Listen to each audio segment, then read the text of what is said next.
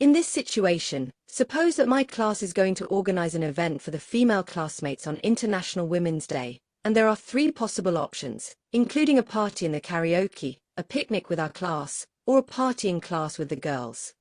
I believe that a party in class with the girls would be the best choice for several reasons.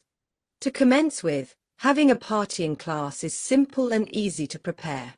Indeed, we can decorate the classroom, bring snacks, and play games together without spending too much money.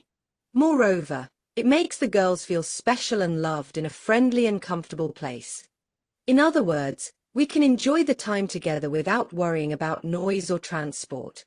In contrast, a party in the karaoke is not a perfect option because it can be noisy and expensive for some students. Similarly, I think that a picnic should not be chosen because the weather may not be good, and it takes more time to plan and travel. All in all, based on the above ideas, I suppose that a party in class with the girls would be the best solution in this situation.